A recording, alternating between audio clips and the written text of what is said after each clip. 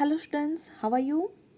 Good morning. I'm Krishna Nayak, your chemistry teacher, and today we are going to discuss a atomic model which are given by the J.J. Thomson, and also we are going to discuss the drawbacks of that model, and after that we are also going to discuss the model which is given by the Rutherford and its drawback. Alright.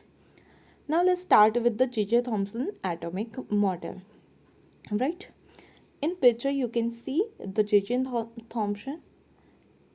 He gave a model like this.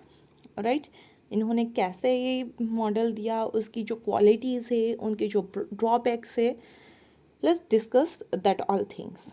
Alright. First, this J.J. Thomson model is known as plum pudding model. Alright, it is known as a plum pudding model. Why it's called as a plum pudding model? Right. First of all, J.J. Thomson in 1898 proposed that model. Right. In that model, atom consists of positively charged sphere in which electrons are embedded in, like dry fruits in Christmas pudding or seeds in watermelon. Right. In 1898, J.J. Thomson gives a model of atom, right, which is known as plum pudding model. उसे plum pudding model क्यों कहा गया? तो उन्होंने जो हमें model suggest किया था उसमें क्या था, तो जो पूरा स्पीयर था एटम का, सही है, वो कैसा था, with which consist of positively charged particle, right, while the electrons are embedded like a fruit, dry fruits. Right. यहाँ पे एक आप मफिन्स देख रहे हो.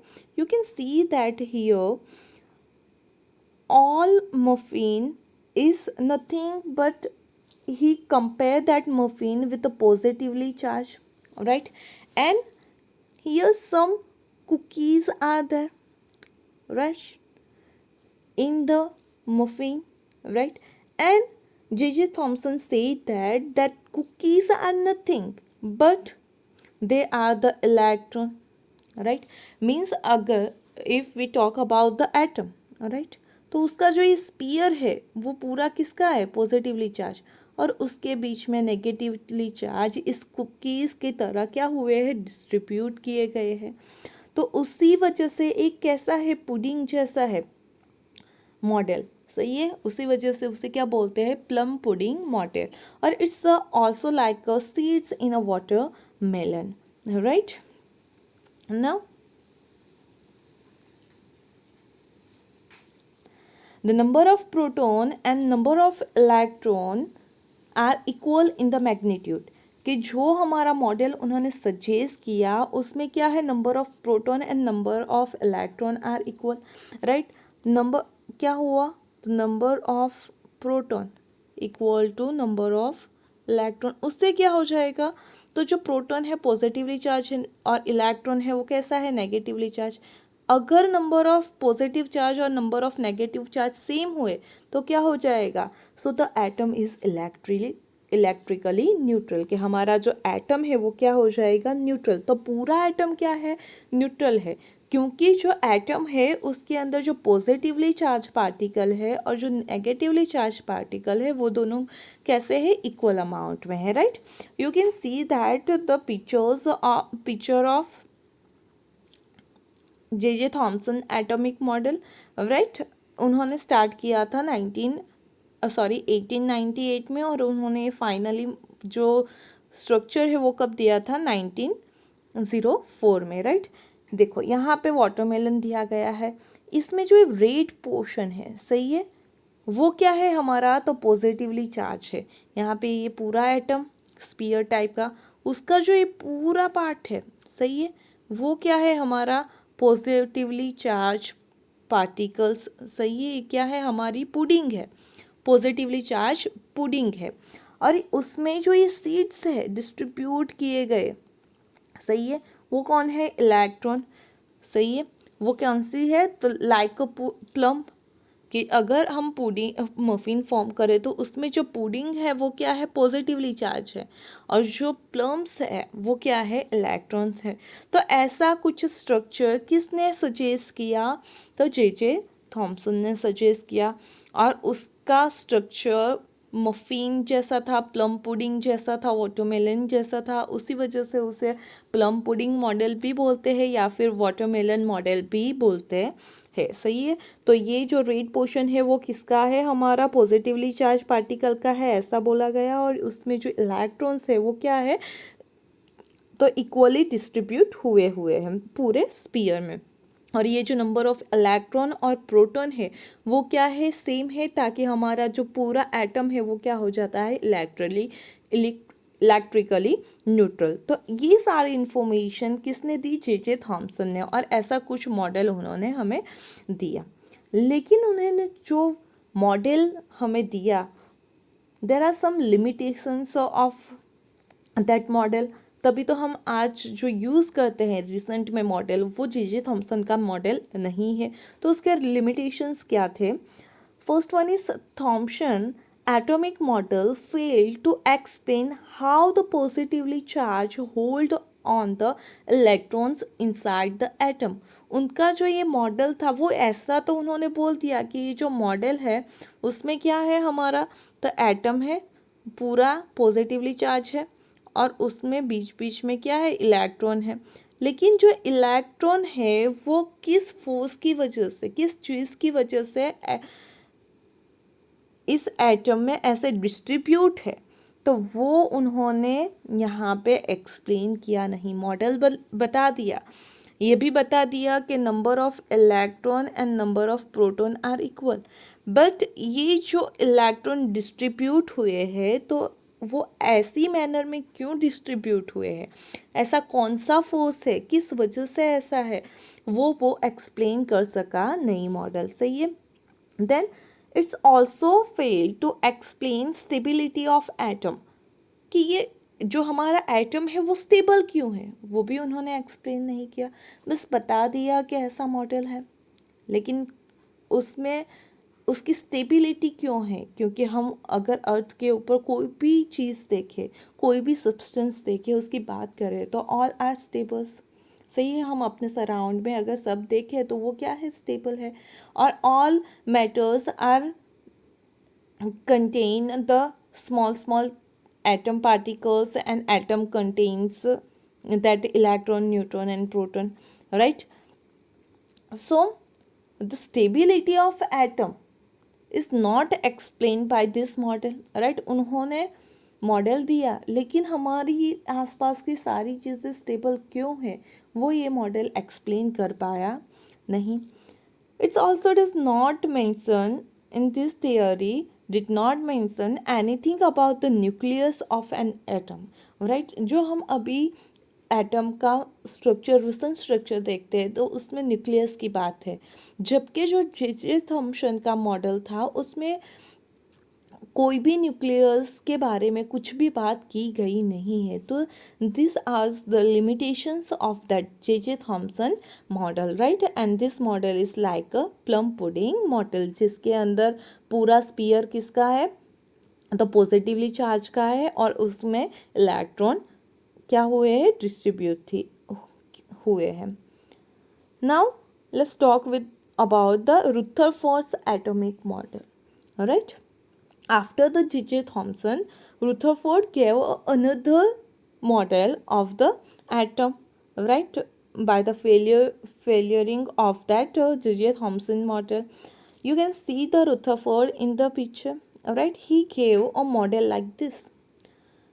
हमारा जो जे थॉमसन का मॉडल था उसके साथ आप कंपेयर करो तो हमारा जे थॉमसन का मॉडल था, उसमें क्या था, तो पूरे में हमारे पॉजिटिवली चार्ज डिस्ट्रीब्यूट है।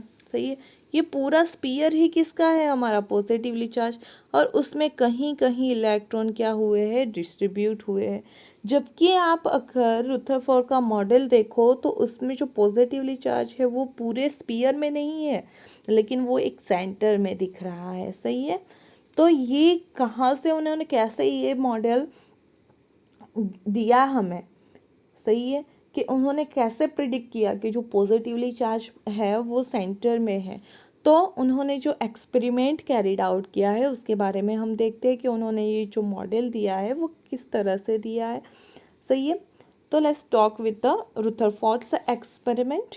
Right, you know that this experiment is also known as a gold foil experiment. Right, in this experiment Rutherford performed a scattering experiment in which he bombarded the foil of gold with a beam of alpha particle. उन्होंने क्या किया, तो एक gold foil ले ली and this gold foil is bombarded with the beams of alpha particle. Alpha particle is nothing but it's a positive particles, right?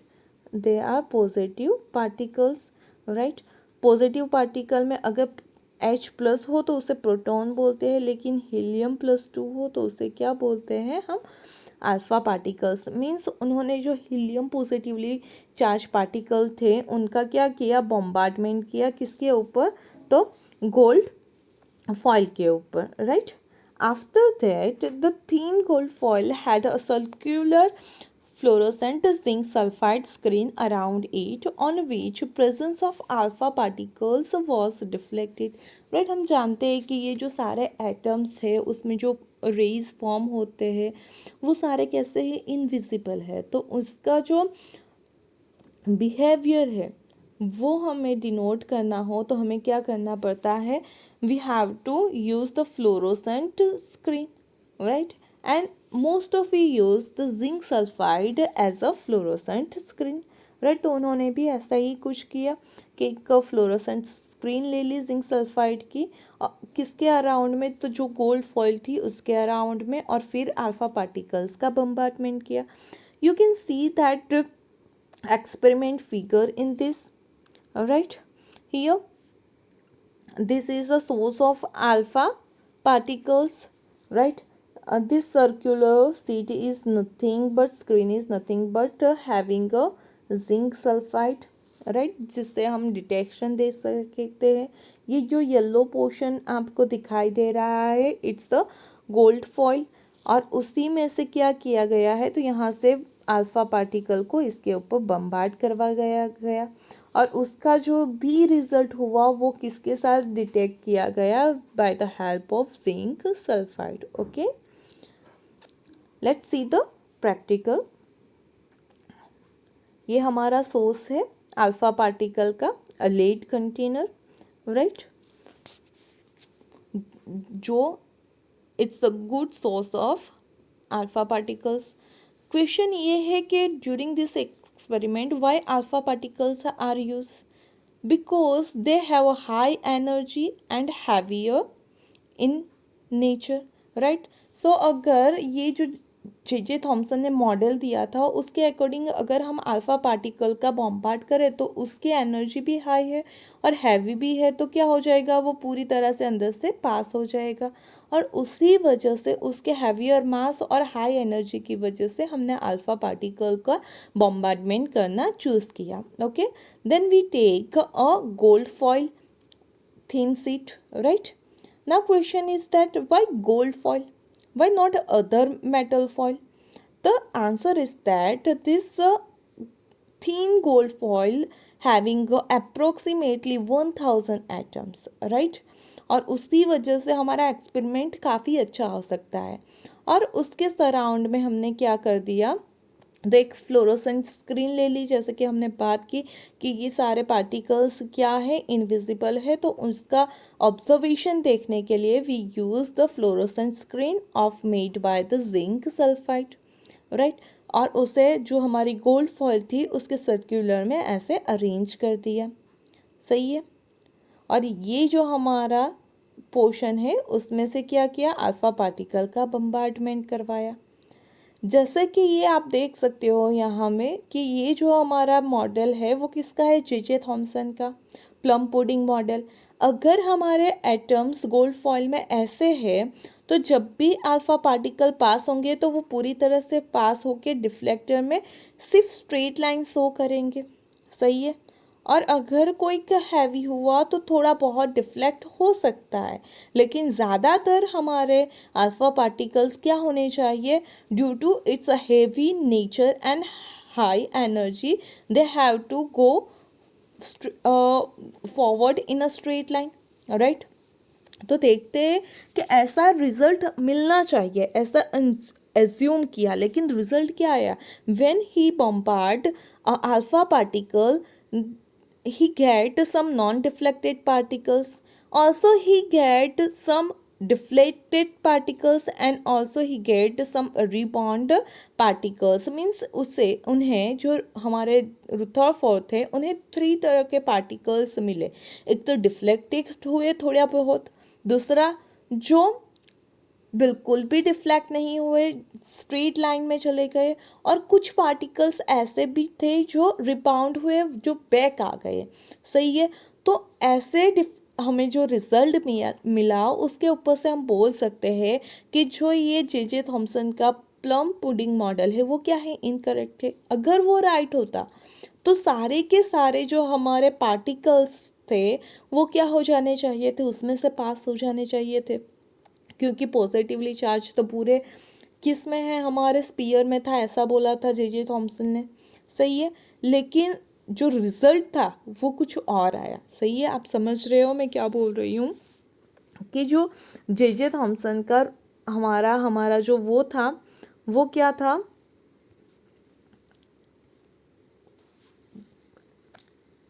ना see that के यहाँ पे क्या हो रहा है कि जैसे कि जे थॉम्सन था, उन्होंने क्या बोला कि पूरे में पॉजिटिवली चार्ज है और ये जो इलेक्ट्रॉन है वो क्या है हमारे, तो डिस्ट्रीब्यूट हुए हैं पूरे एटम में। अगर हम अल्फा पार्टिकल का बम्बार्ड कराए तो they are heavier and also having a high energy, due to that they have to move in a straight line, right. और जो हमें डिफ्लेक्शन था वो एक ही जगह पे मिलना चाहिए था, स्ट्रेट लाइन में।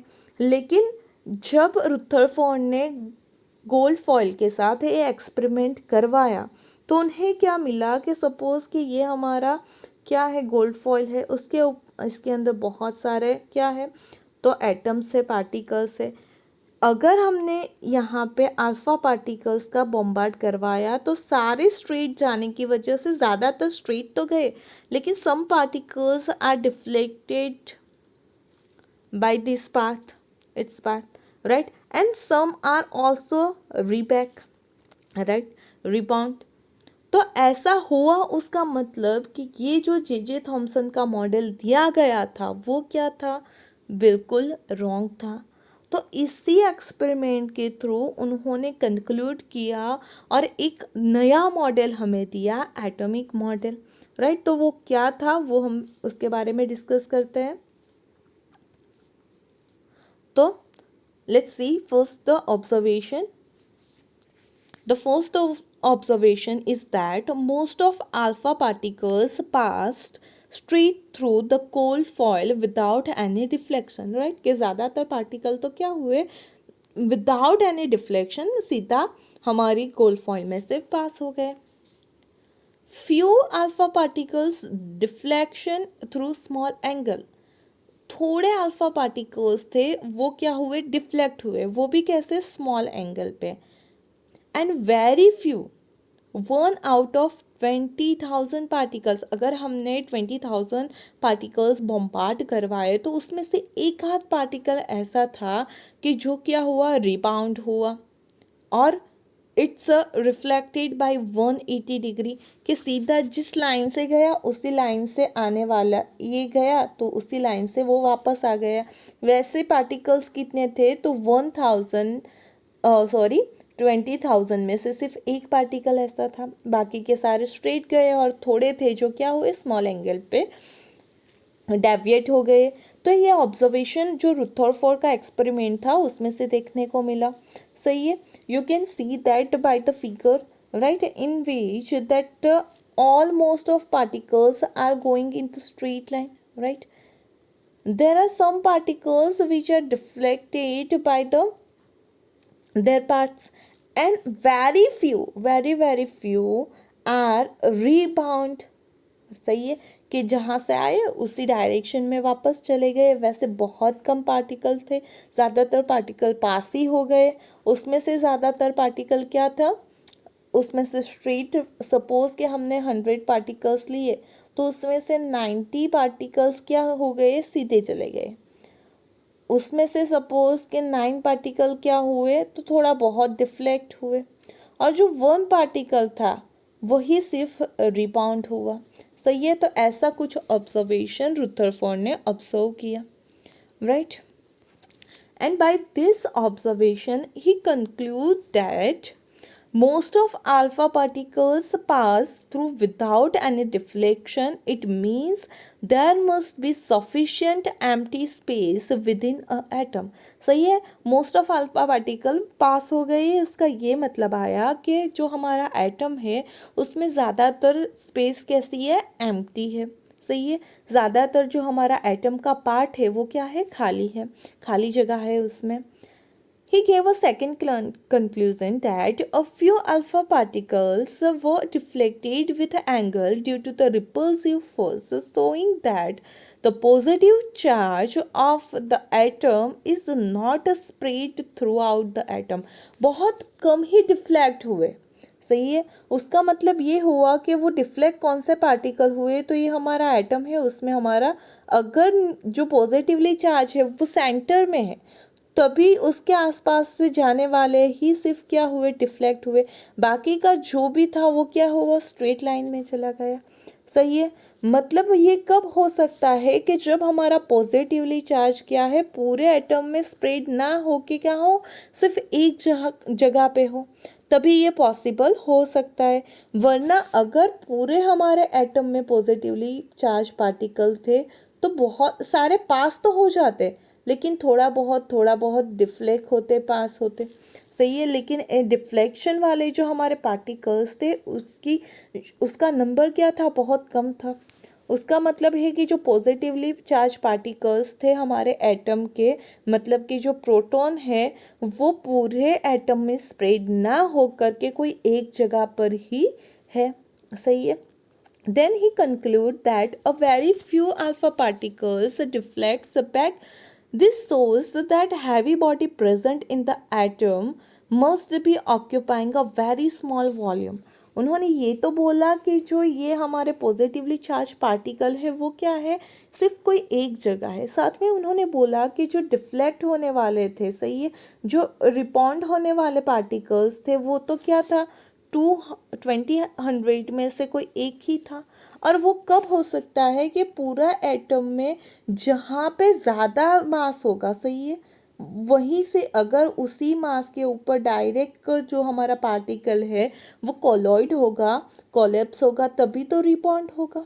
सही है, तो ये जो था वो रेशियो बहुत कम था। उसके ऊपर से उन्होंने कंक्लूड किया कि जो हमारा हैवी बॉडी है हमारी, मतलब कि एटम का ज़्यादातर जो मास है वो कहाँ पे है, इन अ वेरी स्मॉल वॉल्यूम, बहुत कम ही वॉल्यूम में, पूरे एटम में सिर्फ थोड़े से ही वॉल्यूम में उसका पूरा वेट आ जाता है।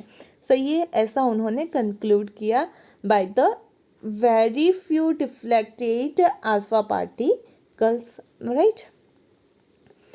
Now he also measured that the radius of atom is 10 to the power minus 10 meter, and the radius of, similarly here not radium but it's a radius as, right, a radius of nucleus equal to 10 to the power minus 15 meter. Okay, now from this conclusion he gave one atomic structure, or we can say that Rutherford gives a nuclear model for our atom, right. He said that there is a positively charged center in an atom called nucleus. Means first of all Rutherford gave a term nucleus. He said about the nucleus कि जो positively charged center में है present, उसे उन्होंने क्या बोला, nucleus, मतलब ये एटम, उसके अंदर का ये पॉजिटिवली चार्ज पार्ट है वो क्या है, हमारा न्यूक्लियस है. Okay. Then he said that all the mass of an atom resides in the nucleus. और जो हमारा न्यूक्लियस है उसी के अंदर एटम का पूरा मास प्रेजेंट है. सही है. The electron revolves around the nucleus in a well-defined orbits. उन्होंने और क्या कहा कि जो हमारे इलेक्ट्रॉन्स है वो ऑर्बिट में रिवॉल्व कर रहे हैं सराउंड द न्यूक्लियस. बीच में न्यूक्लियस है और उसके सराउंड में जो इलेक्ट्रॉन है वो क्या कर रहे हैं, रिवॉल्व कर रहे हैं. Okay. The size of nucleus is very small as compare to the size of atom. Right. He said that कि जो हमारा एटम है, पूरा एटम है, सही है, ये पूरा एटम है, उसके कंपेयर में ये न्यूक्लियस का साइज बहुत ही कम है. उन्होंने उसे किसके साथ कंपेयर किया था? सपोज हम ये बोल सकते हैं कि अगर हम क्रिकेट और फुटबॉल ग्राउंड की बात करें तो वो जो हमारा पूरा ग्राउंड है उसका जो रेडियस है वो क्या है हमारा, तो एटम है. और अगर उस ग्राउंड के बीच में अगर हम उसका बॉल रख दें, क्रिकेट बॉल रख दें, तो वो क्या है, न्यूक्लियस. मतलब पूरे ग्राउंड के कंपेयर में वो बॉल क्या है, बहुत छोटा है. वैसे ही पूरे एटम की बात करें तो उसके अकॉर्डिंग जो हमारा न्यूक्लियस है वो भी बहुत छोटा है. सही है. उसका वॉल्यूम काफ़ी कम है. तो ऐसा उन्होंने एक स्ट्रक्चर दिया. You can see that structure, right, कि ये बीच में क्या हो गया हमारा पॉजिटिवली चार्ज जो थोड़े से पार्ट में है और बाकी के पार्ट में ऑर्बिट में क्या हो रही है, इलेक्ट्रॉन रिवॉल्व कर रहे हैं. उन्होंने ये भी बताया कि ये जो इलेक्ट्रॉन रिवॉल्व करते हैं is just due to the electrostatic force between the proton and electron. Right, कि ये जो प्रोटॉन इलेक्ट्रॉन है उसके बीच में इलेक्ट्रोस्टैटिक फोर्स अप्लाई हो रहा है और due to that force electron are revolve around the nucleus. Right, बीच में न्यूक्लियस है और रिवॉल्व करते हैं इलेक्ट्रॉन किस में, ऑर्बिट में. तो ये ऑर्बिट और न्यूक्लियस जो टर्म थी वो किन्होंने फर्स्ट ऑफ ऑल दी थी, तो रुथरफोर्ड में. मतलब उन्होंने काफ़ी हद तक एक सही डायरेक्शन में हमारे मॉडल को दर्शाया था. अभी तक पहले किसने, तो डाल्टन ने बोला था कि वो तो सिर्फ एक नॉन डिविजिबल पार्टिकल है, जो कि बिल्कुल रॉन्ग था. उसके बाद जे थॉमसन ने एक मॉडल दिया, प्लम पुडिंग मॉडल, वो भी काफ़ी हद तक रॉन्ग था. जबकि जो रुथरफोर्ड है उन्होंने सही डायरेक्शन में एक डिस्कवरी की थी. राइट, कि उन्होंने बोला था कि पॉजिटिवली चार्ज जो हमारा है वो न्यूक्लियस में प्रेजेंट है और न्यूक्लियस पूरे एटम के बीच में प्रेजेंट है और वहीं पे हमारे पूरे एटम का मास है. सही है. और इलेक्ट्रॉन जो है वो डिफाइनाइट ऑर्बिट में रिवॉल्व कर रहे हैं. सही है. लेकिन उस मॉडल के भी कुछ ड्रॉबैक्स थे and due to that drawbacks we are not using that Rutherford model of atom. Alright, let's see the drawbacks of that Rutherford model. First drawback is that according to the Maxwell's theory, whenever charged particles like electron revolve around nucleus, loses energy continuously in the form of radiation. उन्होंने क्या कहा कि अगर हम क्या करते हैं, कोई भी इलेक्ट्रोचार्ज पार्टिकल क्या करता है, रिवॉल्व करता है, लाइक इलेक्ट्रॉन, वो भी क्या है, चार्ज पार्टिकल है, उसके पास नेगेटिवली चार्ज है. तो ऐसा कोई भी अगर पार्टिकल सर्कुलर पाथ में रिवॉल्व कर रहा है तो वो क्या करेगा, कंटिन्यूअस एनर्जी लूज करेगा. सही है. किसके फॉर्म में, रेडिएशन के फॉर्म में.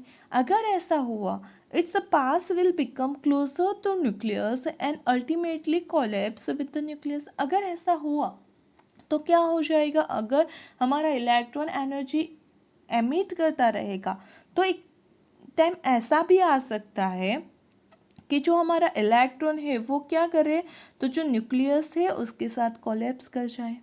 सही है. It means that the Rutherford model could not explain the stability of atom. अगर हमारा इलेक्ट्रॉन मूव करता करता हमारे न्यूक्लियस में आ गया तो फिर कोई भी एटम स्टेबल नहीं होगा, जबकि हमारे सराउंड की सारी चीज़ें तो क्या है, स्टेबल है। तो एटम की स्टेबिलिटी ये रुदरफोर्ड मॉडल एक्सप्लेन कर पाया नहीं। You can see that in this figure, right. Suppose that electron are revolving in this path, okay, right. Now as we talk about that if Maxwell said that, actually Maxwell said that if a electron or any charged particles moves in a circular path, they will radiate some energy, right. Suppose कि हमारा क्या है, तो एक atom है, उसमें बीच में क्या है हमारा, तो न्यूक्लियस है, और यहाँ पे सपोज के इलेक्ट्रॉन है। अब क्या हुआ, तो वो मूव कर रहा है, वो क्या होगा, तो सर्कुलर पाथ में, उसी वजह से क्या होता है, तो if we draw a tangent, तो उसी टेंजेंट के डायरेक्शन में हमारे इलेक्ट्रॉन का क्या मिलेगा, स्पीड की डायरेक्शन भी मिलेगी। और ये जो डायरेक्शन है हमारे इलेक्ट्रॉन के स्पीड की, वो एवरी पॉइंट पे क्या होती है, चेंज। और फिजिक्स क्या कहता है कि if there is a change in the direction और magnitude, the that particular atom get the acceleration, right. और उसी वजह से वो क्या करता है, तो कोई ना कोई फॉर्म में एनर्जी को एमिट करता है। अगर वो एनर्जी एमिट कर रहा है, तो क्या होगा, ये इलेक्ट्रॉन एमिट करेगा एनर्जी, तो उसकी एनर्जी कम होगी, तो धीरे धीरे वो क्लोज आएगा न्यूक्लियस के, और एक टाइम आएगा कि वो क्या आ जाएगा, न्यूक्लियस में ही आ जाएगा। सही है, यहाँ से उसने स्टार्ट किया रिवॉल्व करना, फिर क्या क्या हुआ, यहाँ से उन्होंने रिवॉल्व करना स्टार्ट किया, धीरे धीरे एनर्जी एमिट करता गया, तो उसकी एनर्जी कम होती गई, एनर्जी कम होगी तो वो न्यूक्लियस के नज़दीक आएगा, एक टाइम आएगा कि वो न्यूक्लियस में ही चला जाएगा। और ऐसी कंडीशन में कोई भी एटम स्टेबल नहीं रह सकता है। सही है, जबकि हमारे जो सारे एटम्स है दे आर स्टेबल, के सारे जो ऑब्जेक्ट्स है वो स्टेबल है, मीन्स कि उनके जो एटम्स है वो भी स्टेबल है। तो ये स्टेबिलिटी को जो रुदरफोर्ड मॉडल था वो एक्सप्लेन नहीं कर पाया।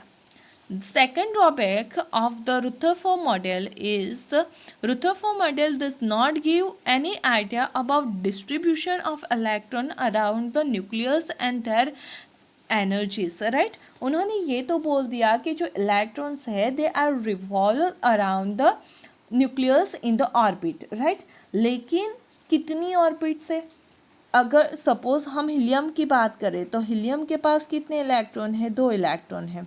सही है, तो सपोज कि ये हमारा चार्ज और उसके सराउंड में ये 2 इलेक्ट्रॉन।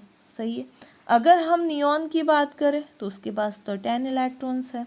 सही है, तो वो जो 10 इलेक्ट्रॉन है वो एज अ जो हमारा हीलियम था उसी की तरह डिस्ट्रीब्यूट हुए हैं, या फिर कोई डिफरेंट वे है। सही है, सारे एटम्स के जो हमारे सारे एलिमेंट्स है, जो सारे एटम है उनके पास different different number of electrons है।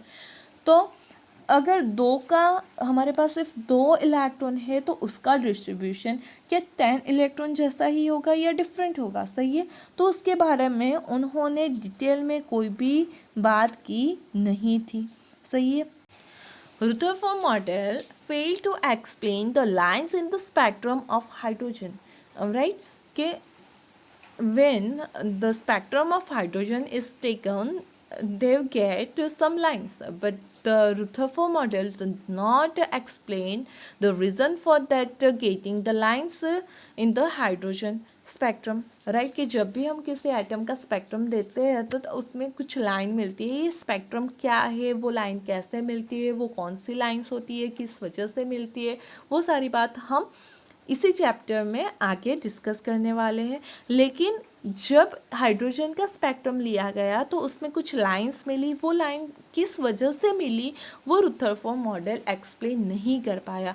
तो these three are main limitations of a Rutherford model. First one, Rutherford model does not explain the stability of the atom. Second, Rutherford model does not give a brief idea about the distribution of electron, and it not explain the line which are get during the spectrum of hydrogen, right?